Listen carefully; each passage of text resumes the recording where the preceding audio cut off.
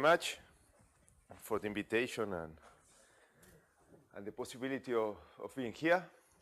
Today I will talk about a work in progress, in fact, which is almost done.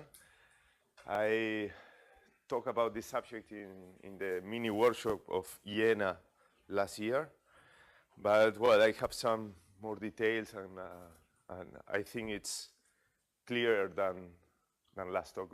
It was kind of messy. So I'm interested in the problem of irrational factors. Let me see this one.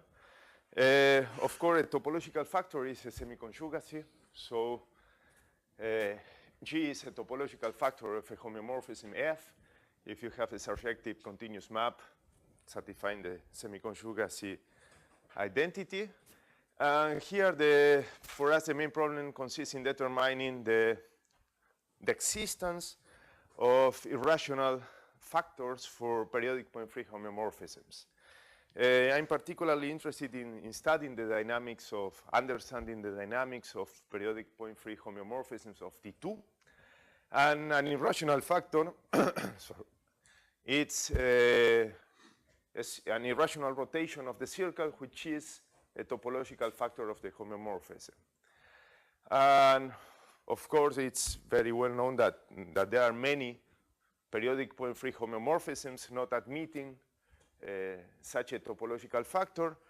But in fact, what we want to do is to study the minimal necessary conditions to guarantee the existence. Okay? And so why this problem is interesting is because when you have an irrational factor, you have a kind of order on the torus, and that order is preserved by your homeomorphism. So in certain way, you are imposing an additional structure to your homeomorphism. And this order comes from the fibers of the semi-conjugacy. I put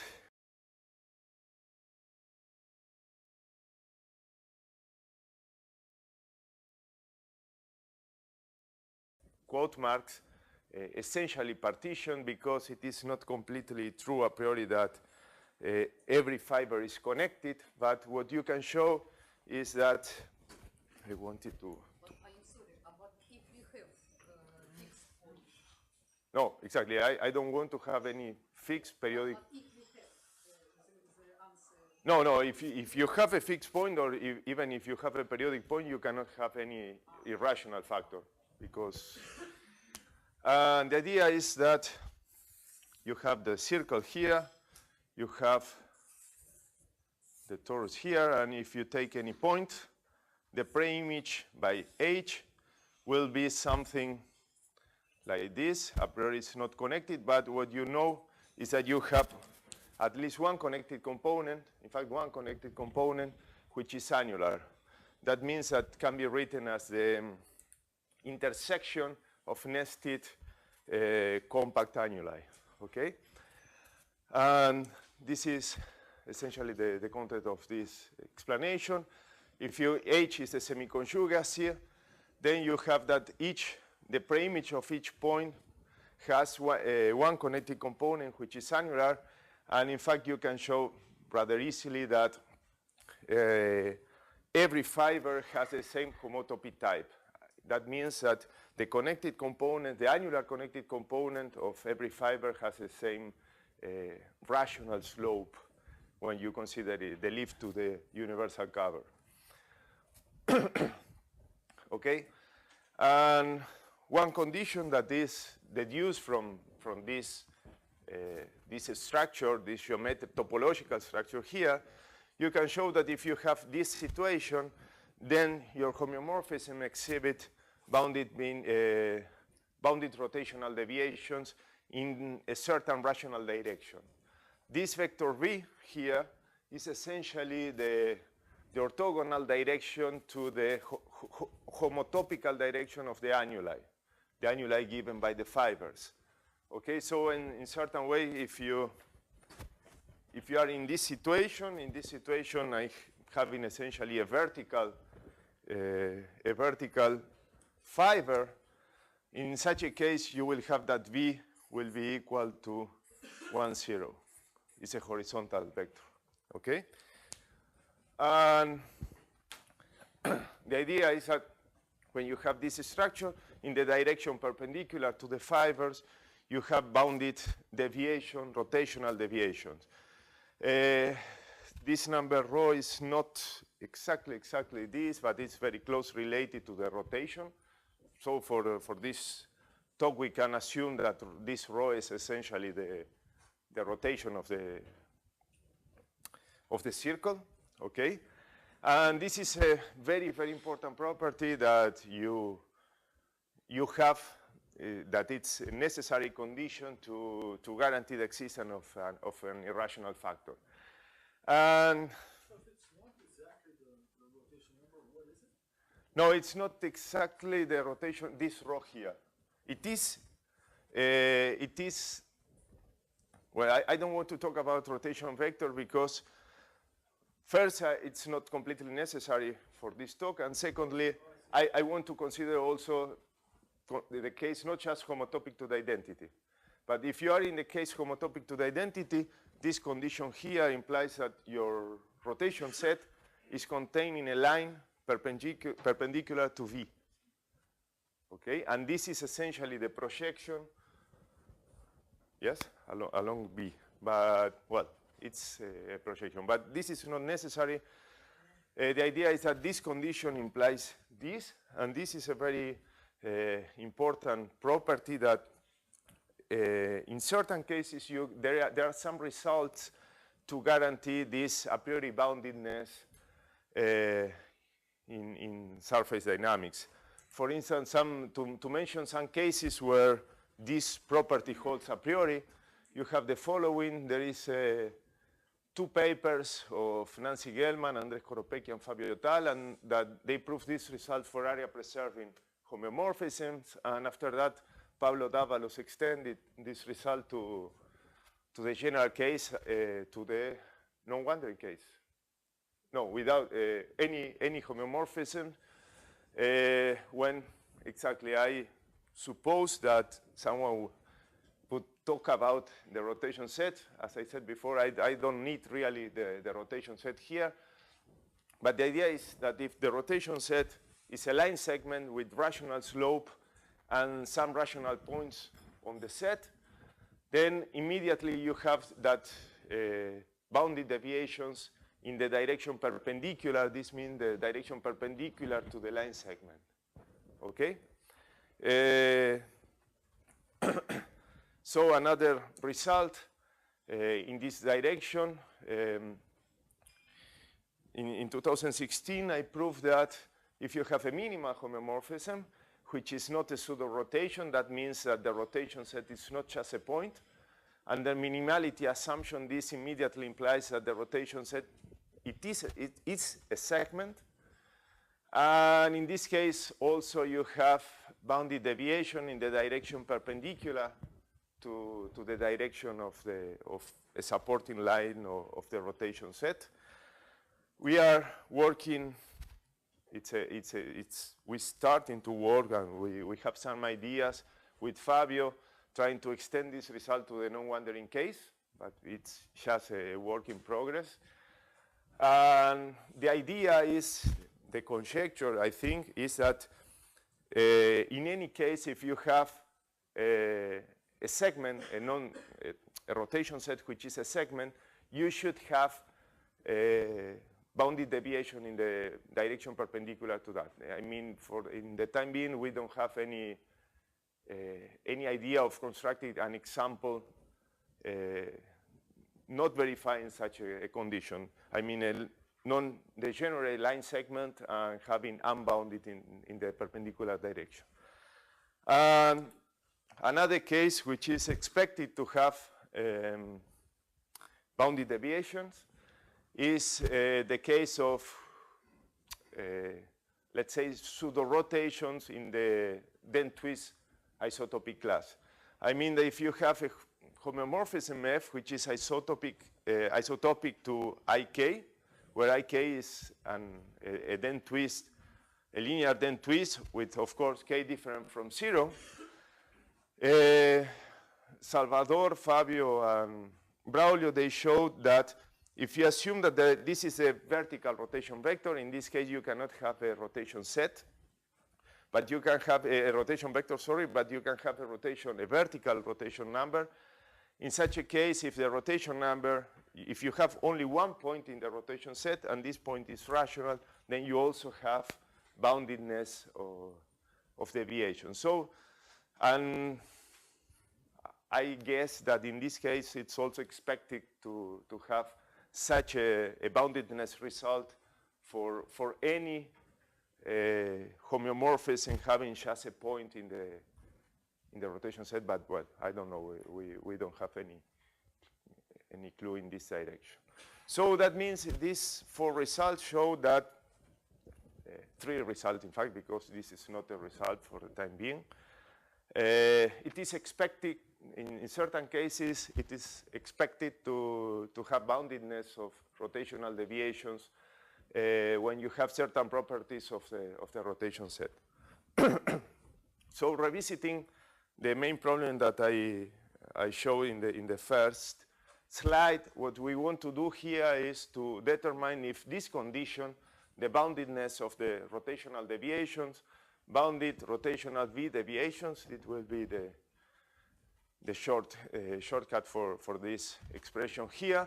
If this condition implies the existence of an irrational factor, this is the main problem that we want to study here. Some positive results showing that this condition implies the existence of an irrational factor is the following, which is a very classical result due to Kocsard-Hedlund. Kocsard-Hedlund theorem is not stated in this context, but this result is an easy consequence of a classical theorem of Kocsard and Hedlund. The idea is that if you have an orientation-preserving minimal homeomorphism, then you know that there exists a rational slope segment vector and an irrational number satisfying the condition of the boundedness of rotational deviations, then automatically you know that there exists an irrational factor. And once again, the fibers of this semiconjugacy are perpendicular to V. Okay, the homological direction of the fibers of the semiconjugacy are perpendicular to V. And this theorem is very old. And the other positive result is due to Tobias.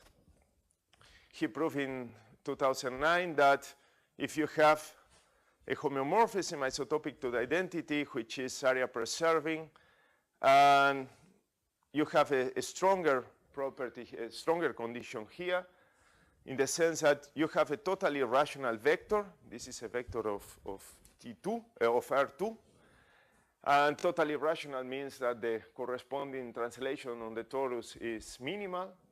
If you have this condition here and this stronger assumption here, meaning that you have bounding deviations in any direction, in every direction, if you have this property here, then in fact your homeomorphism admits the corresponding translation, the corresponding rotation as a topological factor.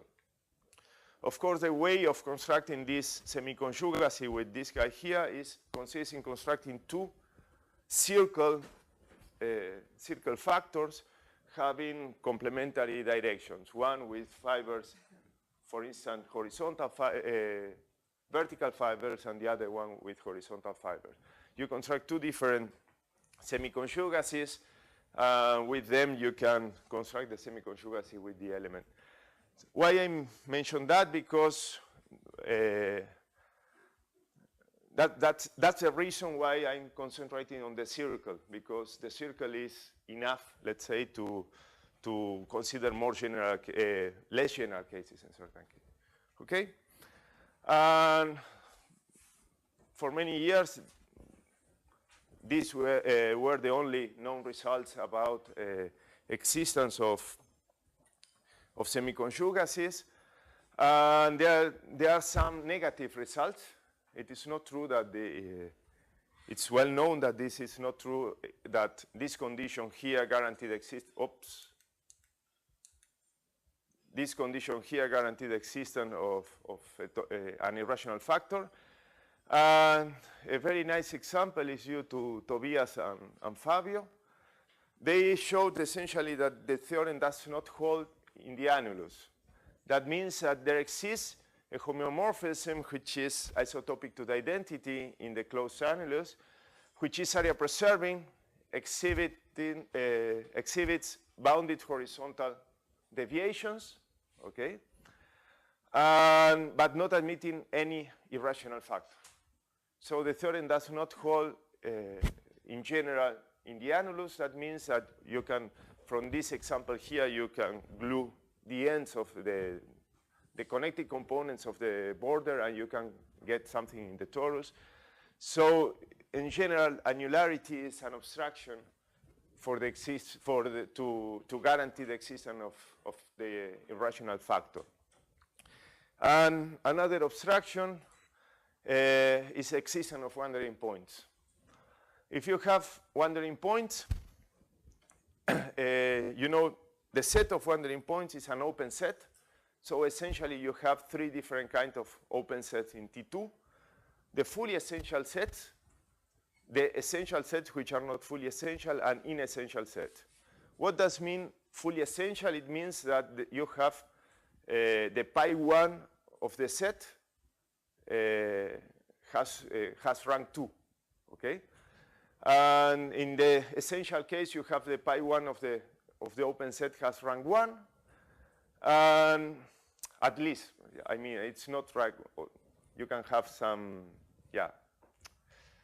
Okay, it's the injection, the image of the injection in T2, to be more correct. Yeah, because you can have holes, of course. But the injection in T2 has rank, the image has rank 1 or rank 2, or it has trivial image. And, well, I constructed three different examples when you have the set of wandering points is fully essential. The idea is there exists an example, a homeomorphism, which is an irrational pseudo-rotation. That means that the rotation set is just a point. And the wandering set is fully essential. You have boundedness rotational deviations in any direction, and nonetheless, it does not admit any irrational factor. Then I constructed another example when the non-wandering set has an inessential lift unbounded component. That means that it's a disk in T2. Then when you take a lift to the universal cover, a connected component of the lift is unbounded. Every connected component of the lift is unbounded. And in this case also, you can construct an example with such a wandering set, not admitting any irrational factor. And the last one is inessential wandering set, but lift bounded with infinitely many domains with diameter larger than epsilon. I will explain this. You start with a totally rational pseudo-rotation G, such that the non-wandering set, the wandering set is non-empty, okay? So for instance, suppose that you start with G, you can have a suspension of a Denjoy example of the circle. The time 1 of the time alpha of the suspension of a Denjoy example of the circle. When you have such a situation, you know, you have the circle here. The wandering set will be a disk on T2, and this disk will be unbounded, lift unbounded. That means that when you go to the universal cover, the connected components of the wandering set has infinite diameter in R2. And the idea is the following. You start with the pseudo-rotations. For instance, such a G, which is the time alpha of the suspension of a Denchois example, will satisfy this property here, will satisfy the boundedness of rotational deviations. After that, you know that there exists, in such a case, you have just one minimal set. Of course, if you choose properly the time alpha, you will have just one minimal set. And in the minimal set, what you do is you choose 2 points. You have K here, and you choose 2 different points. So alpha is irrational, any irrational. Any rational which is rationally independent with the rotation number, blah, blah. There exists some. And the idea is the following. You choose, this is K. And on K, you choose 2 different points, which has a property that they belong to different fibers of the semiconjugacy. Okay, you say, why there exists a semiconjugacy? K is a minimal set, and you have boundedness of rotational deviations. If you apply Kocsard-Hedlund result, you have semiconjugacy on the minimal set, okay? And the fibers of the semiconjugacy are well defined in the sense that any semiconjugacy will have the same fibers because it is a minimal set. I mean, the fibers of the semiconjugacy are canonically defined. So you choose 2 different points which belong to 2 different fibers of the semiconjugacy. And after that, you choose a point, you choose a point in the, let's suppose that this is T2 minus G. So this is the wandering set. And you choose a point here, Y. And you will create a perturbation. The support of the perturbation H will be a wandering set. And you create the perturbation such that the point Y for the composition, you see the composition in this way, the point Y will be proximal for the future for X plus and proximal for the past for X minus. And if you have this condition here, you are destroying any possibility of having a semiconjugacy. Okay? Because you are, as I said before, by Kocsard-Hedlund theorem, you know that the semiconjugacy on the minimal set is well defined and canonically defined. And on the other hand, if you have a point which is proximal for the future and for the past, for 2 different points belonging to 2 different fibers, you are destroying the possibility of defining the semiconjugacy on Y. Okay? This is the idea of the construction. And you can perform these ideas. You can do that in all these cases here. For the fully essential case, essentially you start with the product of 2 Denchois homeomorphisms, and in this case you have a fully essential wandering set, and you have to perform. It is not completely trivial. You have to do this with the support of the perturbation on a wandering set to avoid any possibility of destroying the rotational deviation.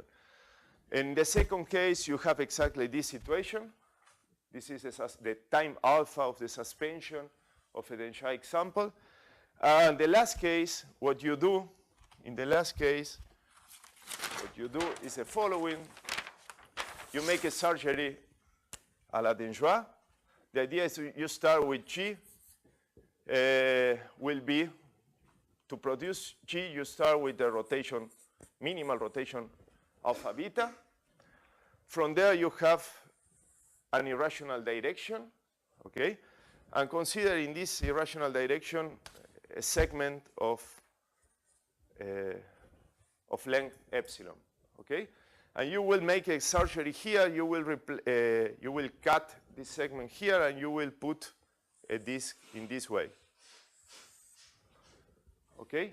And you will replace every point by the line segment perpendicular to this line in this here.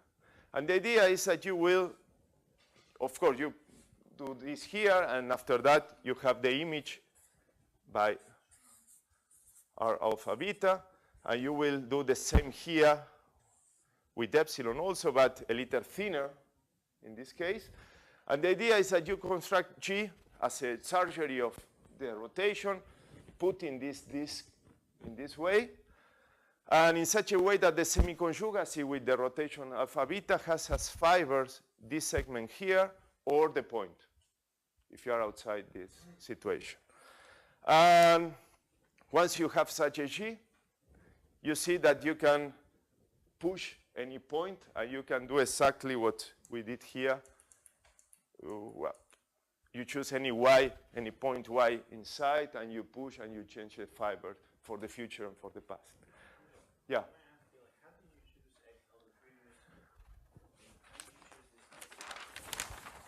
Sorry, choose what? How did you choose X plus and X minus? Essentially, if you consider, for instance, the horizontal semi-conjugacy, the horizontal semi-conjugacy of a suspension is just the projection on the first coordinate. So, for instance, if you choose 2 points which are in the border of this of the here, but in different horizontal direction, you are done. Well, if you choose like they're asymptotic. Yeah. Yeah, asymptotic in this direction, but in this direction it's an isometry. So they are not asymptotic. When you have a suspension, you have a skew product over the circle. That means that the projection on the first coordinate, they go to, it's constant.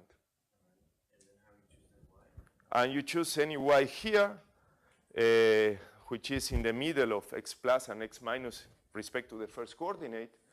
And you make something, you choose over the point, for instance, X plus, and you push till the horizontal line of X minus with H. And you do this in a segment, in a very small domain, which is wandering. So when you do this, well, maybe it's let's do it for the contrary. This is X minus and this is X plus. When you enter here, you apply, and after that, Y goes together with X plus. But before that, you didn't enter here, so for the past, you are going together with X minus. So the unit perturbation is supported on a single little disk. Yeah, exactly. I don't know if it's too little, you know, but it's a small disk. Yeah, the perturbation H is supported in a very small disk containing the wandering set. Is it clear? Yeah? Okay. So the disk has to be a wandering disk as well. Yeah, exactly. Because if not, you have some risk of destroying the boundedness of the rotational deviation. So this is the situation. You see that wandering points are an obstruction, annularity and boundary points are obstructions. But the idea is that this obstruction that we found here are the only ones. So the result I want to talk about today is that if you have a homeomorphism exhibiting irrational, exhibiting bounded rotational deviation in certain rational slope direction, and you have either a non-wandering homeomorphism or you have wandering points, but that they are not inside these conditions here, then you have an irrational factor. So the theorem is the following. The definition to avoid these 3 cases that I mentioned here is the definition is small wandering domains.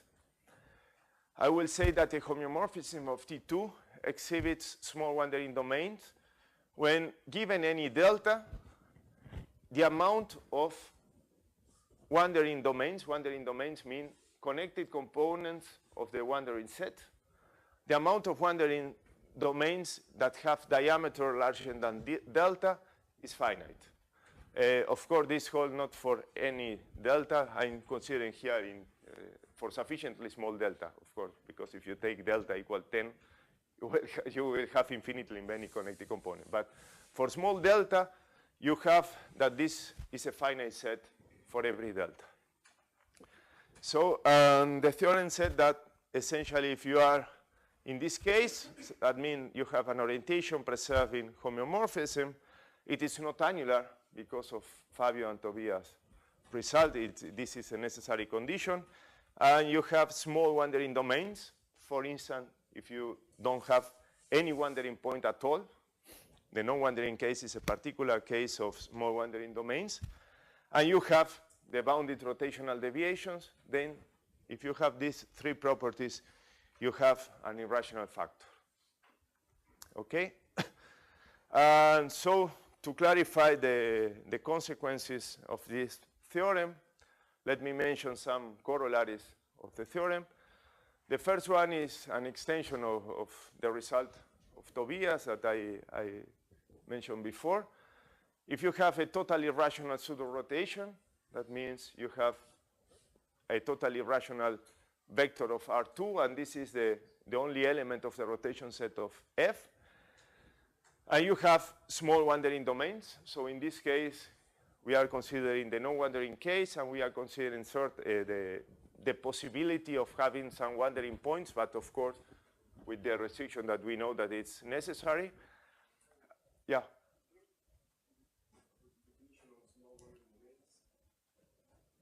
Yeah. It is.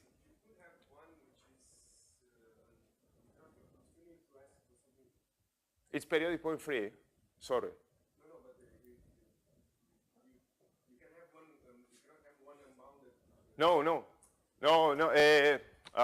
Yeah. So yeah, you're right. You're right.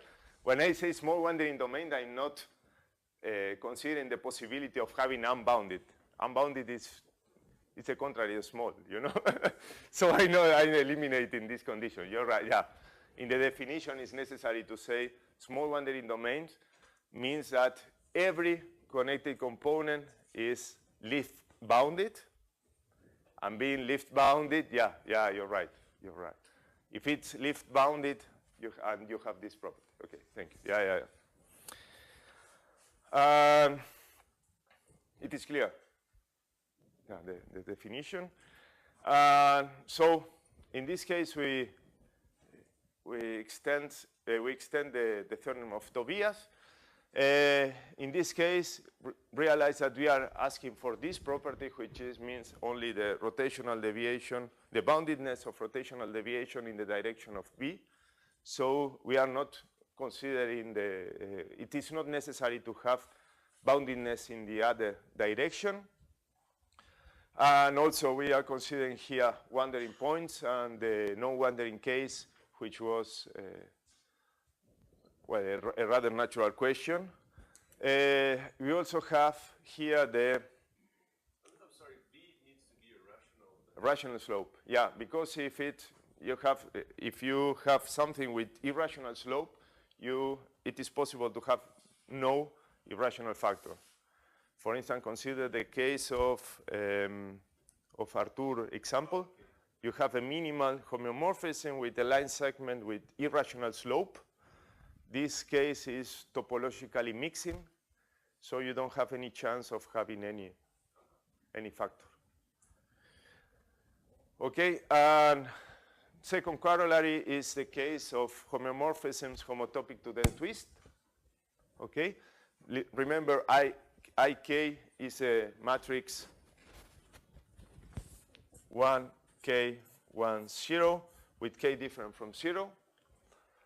And in this case also, if you have, in such a case, the only possibility of having boundedness of the rotational deviation is in the vertical direction. So that's the reason why I'm putting here the vector 0, 1. And in such a case, if you have boundedness of vertical deviations, then, and of course, you have small wandering domains, then you have automatically you have the existence of an irrational factor. This is because annularity here is completely forbidden. I'm cheating a little bit in the sense that in this condition here, I'm assuming that rho is irrational. So I'm saying that in the vertical direction, I don't have annularity. And in the horizontal direction, there is no chance of having annularity because it's not homotopic to the identity. Okay? So in this case, you have this result. And corollary 3 is a particular case of Franks-Misurevich, related to Franks-Misurevich conjecture, combining with the previous work of Martin and Rata. We have that this case cannot happen, in the sense that you cannot have a homogeneous is a line segment of rational slope and no rational point. This is combining. But to tell you the truth, this last corollary is not that interesting, because Rata and Martin, in another paper, they got a stronger result, which is essentially the same one, but without the assumption of wandering domains. So they prove that without assuming, in this case, that the rotation set is a non-degenerate line segment, they prove that and satisfying this condition, they prove that in such a case you should have something with with an irrational factor, and before they prove that there is not such a case. So they prove that there is no, and this was part of Franks-Misurevich conjecture. So this is the context.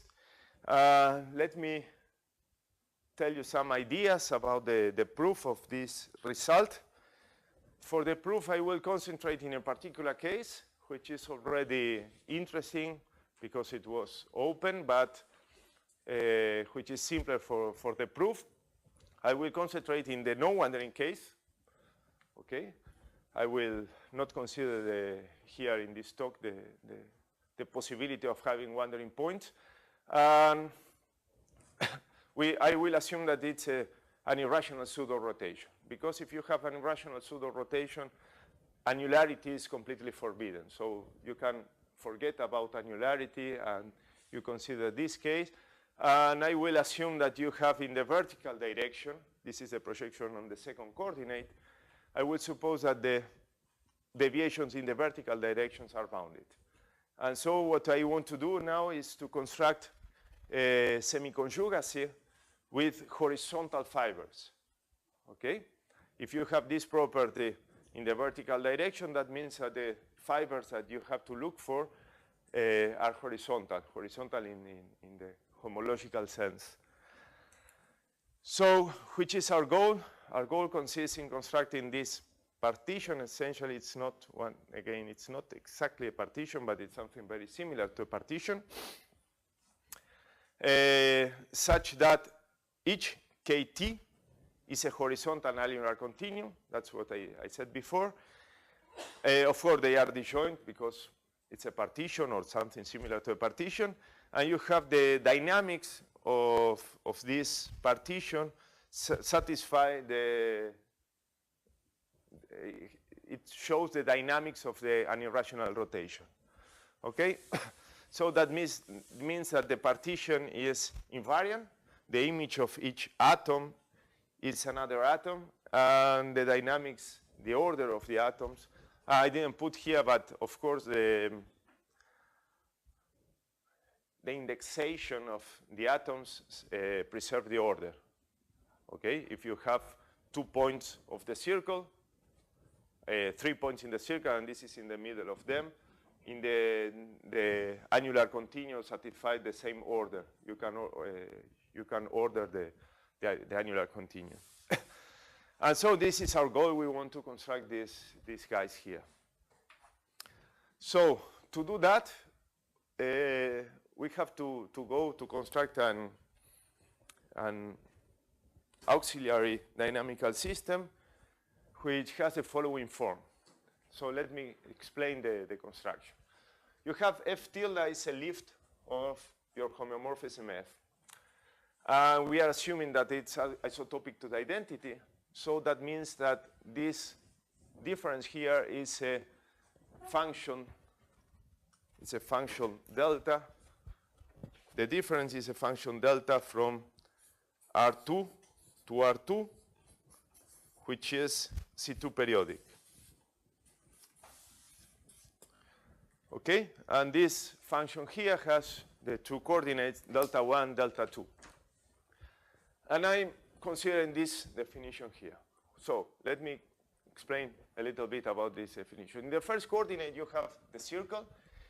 And with the circle, you are considering just the rotation of number rho. In the vertical direction, you have the annulus here. The annulus is t times r. In the first, you put this, which a priori is it's something, okay, you put here. And in the second, you put exactly the same, but you put here minus rho. So which is the interesting point about this construction?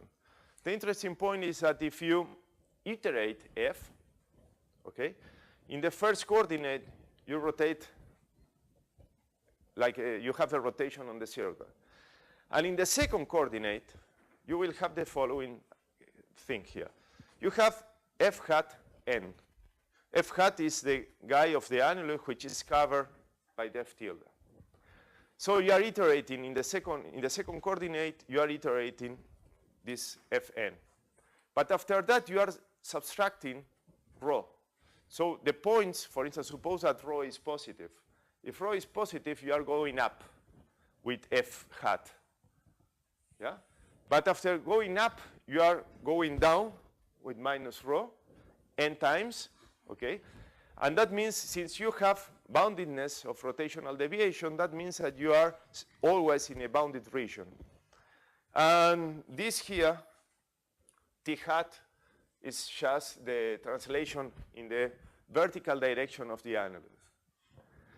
So that means that the dynamics, the good point about this dynamical system here, this skew product, is that the idea of boundedness, the boundedness of rotational deviation translate here in a property of boundedness of orbits.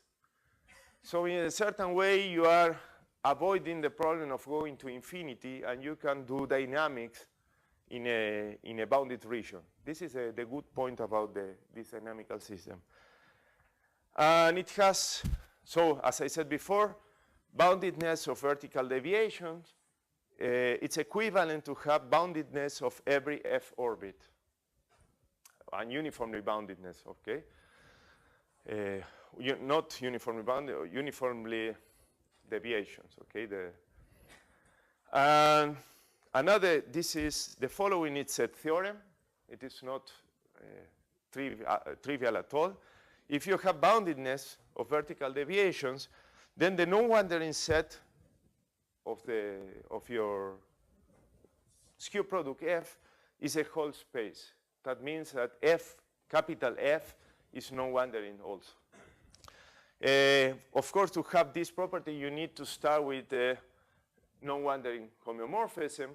The idea is that when you are dealing with wandering points with small domains, you will have something very similar here. You won't have this, of course, but you will have that essentially you can plug the non-wandering set of small f inside this guy here. So you have a very clear description of this set, but this is not completely trivial. And another very nice property of this skew product is that it has a lot of symmetries. It has a lot of symmetries in the sense that you have a flow, a very simple flow on this product space here, which is in the first coordinate you are rotating minus s, and in the second coordinate you are going up. If s is positive, you are going up in the vertical direction of a. And you can show that the time s of gamma commutes with f for every s. So you have a lot of symmetries. And essentially, I will use these guys here to construct the family of continua that I mentioned before. What I'm going to do is the following.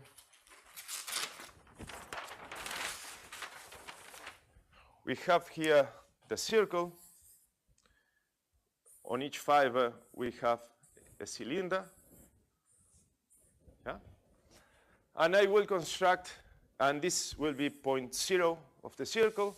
And on the fiber above 0, I will construct the continuum k T, the family of KT, I will construct here in this, over this, in this fiber. And how can I do that? Well, you start with the bounded connected open set U, and then you can play a game that appeared in several papers. I learned from Andres and Fabio this idea.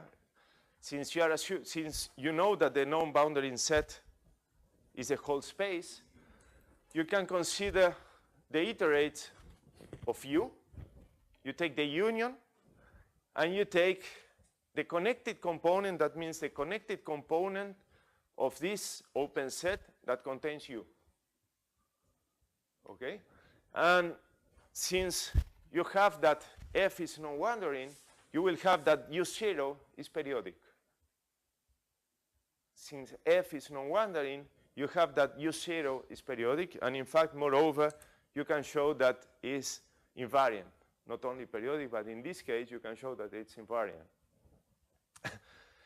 And moreover, you will have that U0 is bounded and F invariant. Bounded, remember, because we are assuming boundedness of rotational deviation, and this implies that you have bounded orbit of points, uniformly boundedness, and that means that if you start with the bounded set, U0 will be bounded also. And you can show that it's invariant, and moreover, since you are assuming that you have a pseudo-rotation in the original, totally irrational pseudo-rotation, you will have that U0 is in fact essential. Sorry, essentially it's not clear here. Essential means that if you, yeah, it's a typo. What I mean essential means that if you take U0 and you intersect with this fiber here, this is the fiber I'm considering here. This is an open set of the annulus, and this open set in this annulus is essential in this annulus.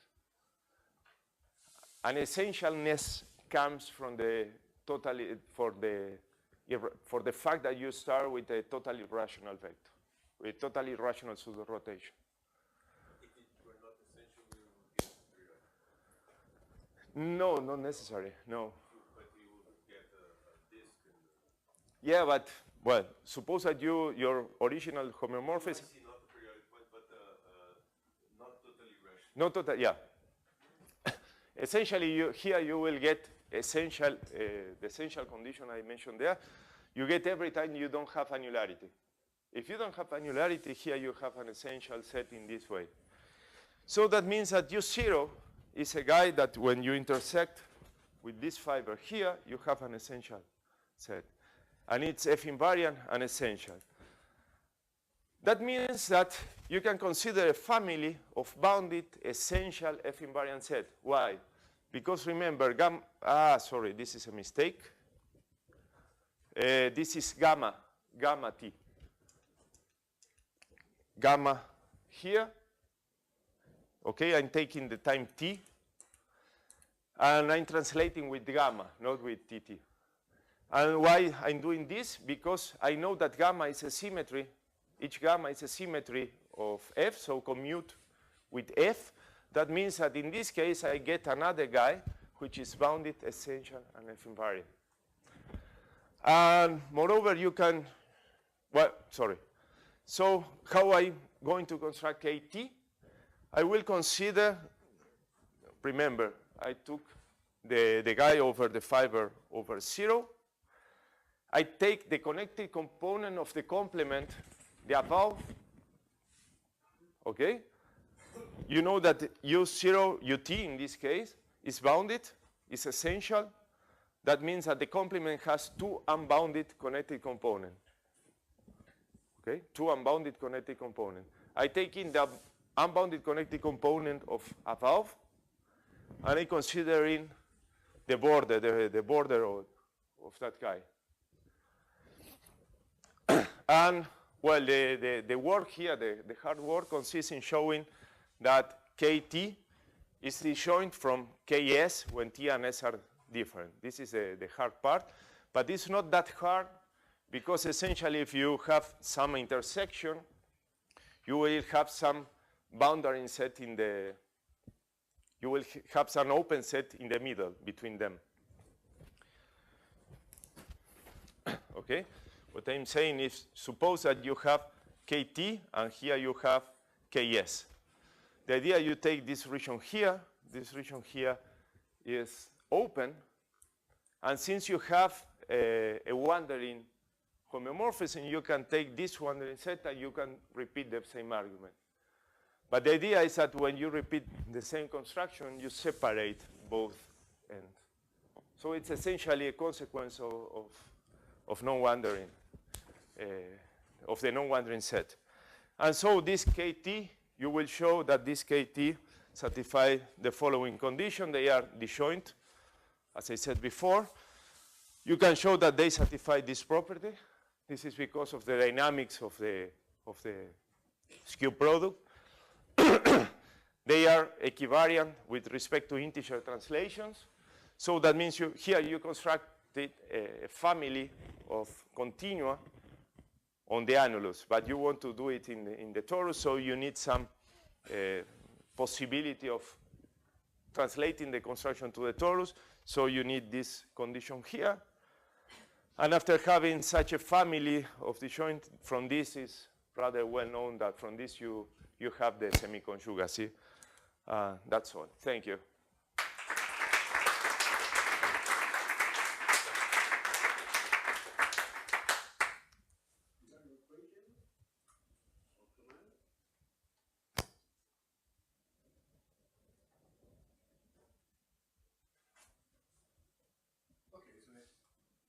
Okay.